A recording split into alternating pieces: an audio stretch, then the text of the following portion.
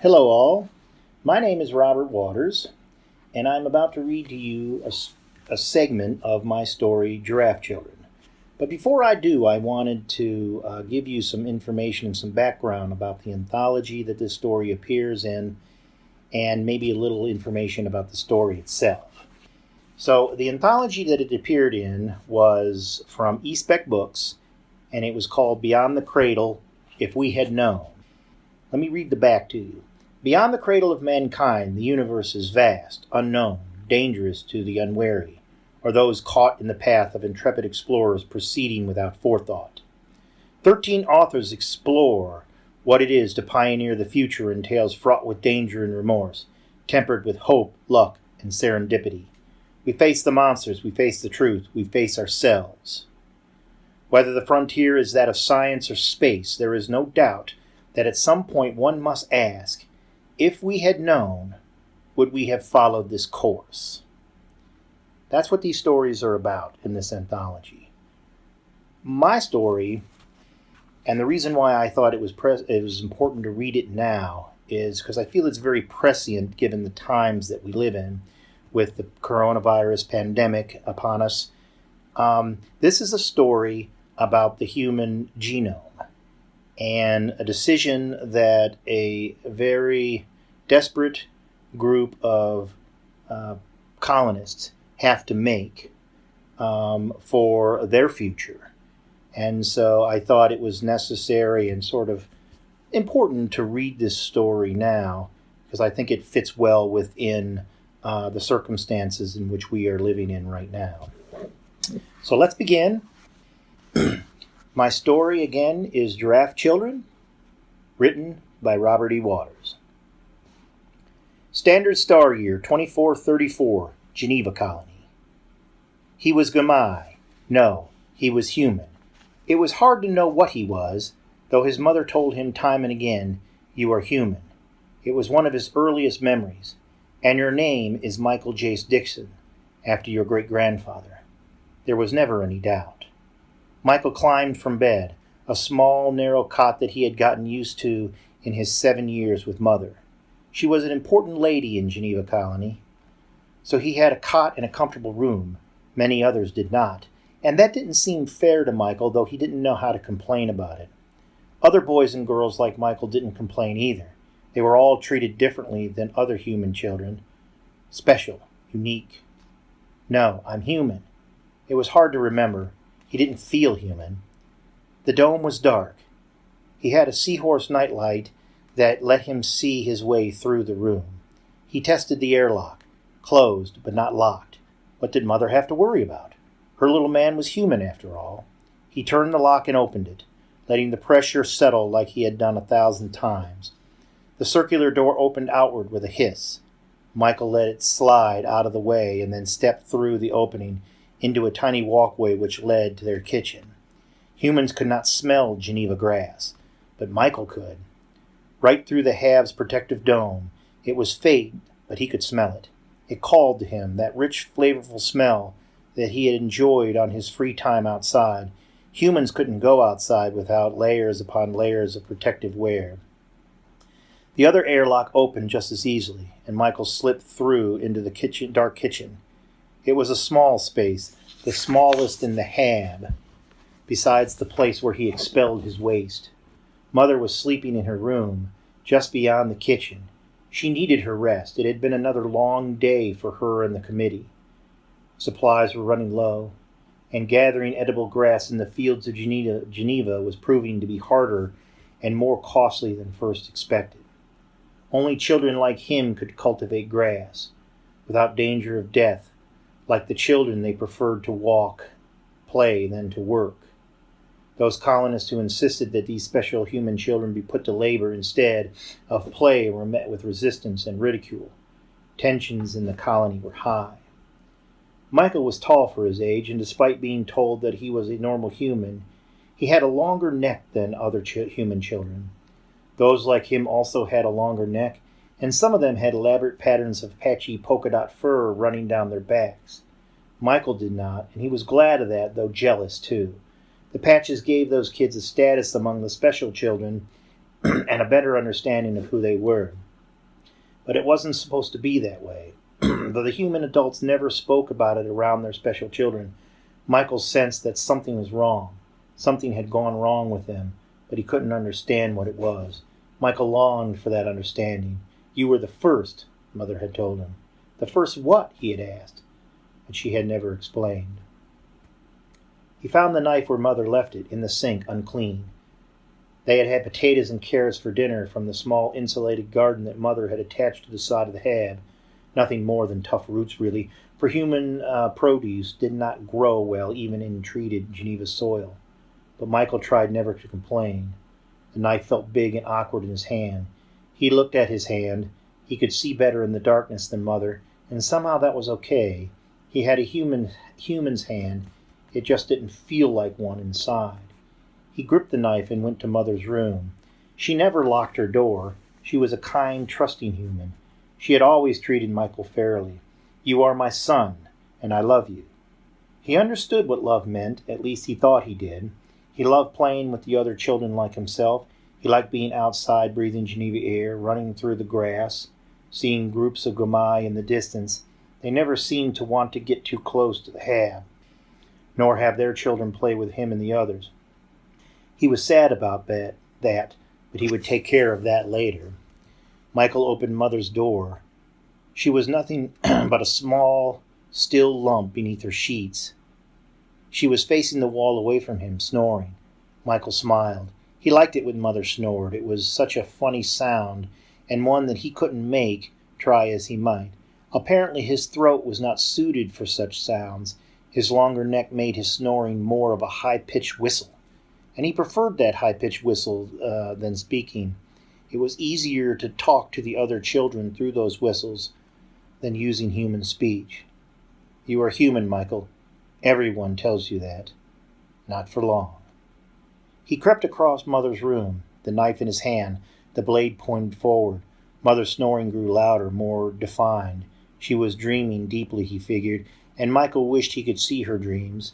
He could see the dreams of the other children like himself, and they had decided that tonight was the night. It was time, and as much as Michael didn't want to do it, it was necessary.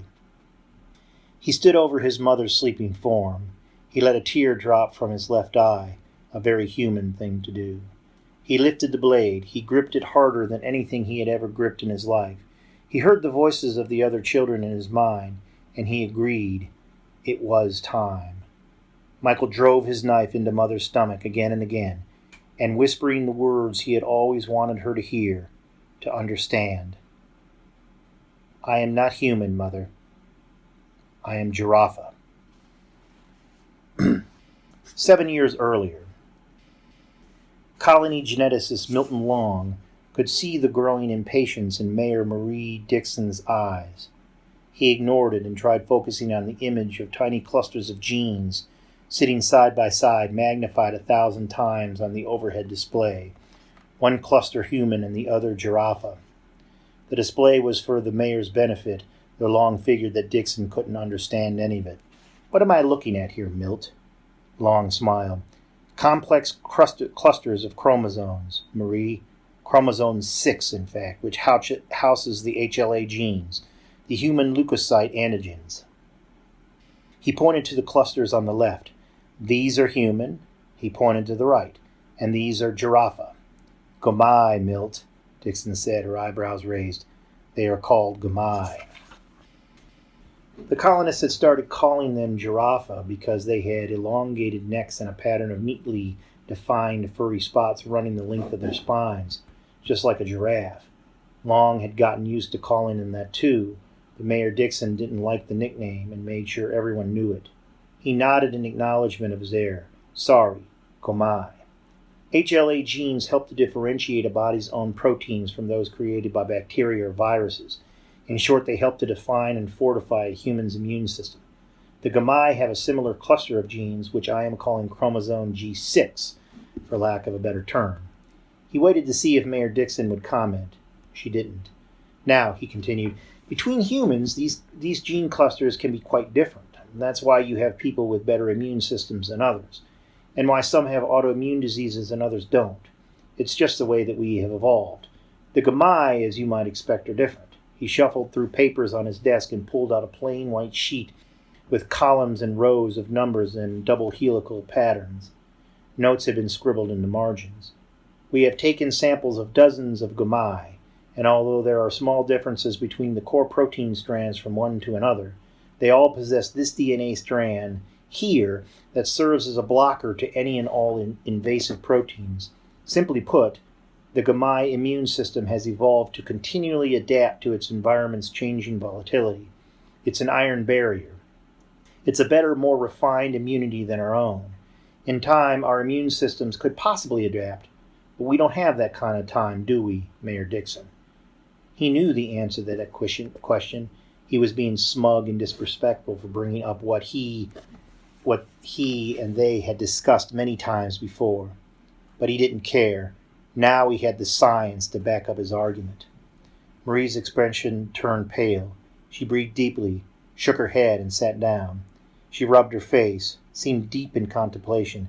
Is there no hope that we can adapt to this environment? Long shook his head. Not without longer exposure, but as you have witnessed, any exposure at all has been deadly. We've lost 35 colonists, Marie, and some of them with environmental gear on. In order to adapt to any ecosystem, at least one person must survive contact for her immune system to adapt. Then another, and on and on and on. That has not happened yet, and how many more can be sacrificed to see how long it will take? We're running out of options and bodies. To even acquire the DNA samples from the gamai, they had to be captured in cages like animals, then dragged into one of the habitat's airtight holding bays where the sample could be taken. Even that extremely cautious procedure had killed 2 on Long's staff. All the gamai used for the samples had died, despite Long's painstaking efforts to keep them alive. What are the options? Long shrugged. From my perspective, we have 3. We keep living as we are in these habdomes and hope that our supplies and equipment hold out long enough for our immune system to evolve naturally. Or we pack up the ship and find a more hospitable planet. Or we gene splice portions of their G6 chromosome into human embryos and see what happens. Mayor Dixon spit. Ha! Our supplies won't last another 10 years, and I'll be damned if I ask these people to get back on that ship. They've sacrificed enough on that score. Geneva is perfect. The right climate, the right oxygen levels, the right gravity. The soil can be cultivated, and the flora is edible if treated properly. It's perfect. If only we didn't have to breathe its infectious air, filled with all those bacterial contagions that our immune system cannot handle. No, we can't leave. We've wandered space long enough. We must stay and make it work. Long wanted to speak, but thought better of it. No sense pushing the matter any further. He had said his piece. Now it was Marie's decision, and the committee's. She took a while to say anything. Law could see the agony of the decision on the mayor's taut face. She was a young woman, but the burden of authority had begun to gray her hair. He could not remember the last time she laughed. Okay, Mayor Dixon said finally. I'll discuss it with the committee. What are the risks? Long shrugged. There are always risks when taking on the role of God, Marie, if you'll allow me a religious reference. But the basic structure of our chromosome and theirs is relatively compatible from what I can see. At the worst, the human host will simply reject the splice. I foresee no long-term trauma. Mayor Dixon raised an eyebrow. You don't seem very confident, Milt. Long shook his head. Oh, no, I'm confident that splicing can be done, and successfully. There are just a few strands of non-coding DNA within the gamai sequence that I have to keep an eye on. Non-coding? Junk DNA, in layman's terms. It doesn't encode protein sequences, so it's useless. Old genetic material that was once useful, perhaps, but is now just taking up space. Humans have it as well. Harmless, but it'll be necessary to monitor it for due diligence. Okay, then who will be your first victim? Mayor Dixon asked, apparently trying to lighten the mood. Long shook his head. We have to think the long term here. We can't splice an adult with an adult. By the time a gamai becomes an adult, their immune system is baked. It becomes too strong by then, and it will kill the human host. It'll be like an autoimmune disease on steroids. Think Guillain-Barré syndrome, only 10 times worse. But like human babies, their juvenile immune systems are still developing. That's where we do the splicing. We splice human embryos with Gomai embryos. Mayor Dixon sighed. I was just telling you that our supplies will not last 10 years. We need an immediate solution, Milt. We don't have one. We're going to have to hold out long enough for newborns with an improved immune system to become the basis by which we survive on Geneva. They can then live and thrive in the environment, and while we still live, they can scavenge for us, take care of us until we pass on. So what you are saying is that this habitat that we've constructed will serve, in the end, as our nursing home, our grave. Long shrugged again. Is it any different than anywhere else humans have lived? We're born, we grow up, we breed, we live, we die. This is just a different context than we are used to. I can't ask our families to give their babies over to this. Then pack your bags, crank the engines, and let's hit the Star Road again. The silence was cutting. Long could see the anguish in Mayor Dixon's eyes. The mayor paced, folded her arms, and looked through the broad window toward Geneva's golden red veldt that rolled into the distance for miles. Long had to admit it was a beautiful planet. It would be a shame to leave. Finally, Mayor Dixon nodded. Okay, if you are sure there will be no long-term risks. We're pretty good at genetic engineering these days, Marine. I think it'll work. It'll take time, but in the end we'll be able to stay here and end our roaming for good. The mayor stared out the window once more. Long joined her, and together they watched a group of Gomai on the perimeter of the hab pause to feed on the long rubbery shoots of the indigenous grass. They were cultivating it for later as well, stuffing pawfuls into satchels hanging from their round shoulders. Long smiled. A nice, docile race, a kind of proto-Neanderthal, rising in capabilities but still very limited, a perfect candidate for splicing. The best chance we have, Long thought. The only chance. Very well, Mayor Dixon said, turning to him and offering her hand in agreement. We'll give this a try, but I won't ask families to volunteer. I will do this. I will donate my own eggs, and then if it succeeds, perhaps others can participate. But if not, no one else will have to suffer but me.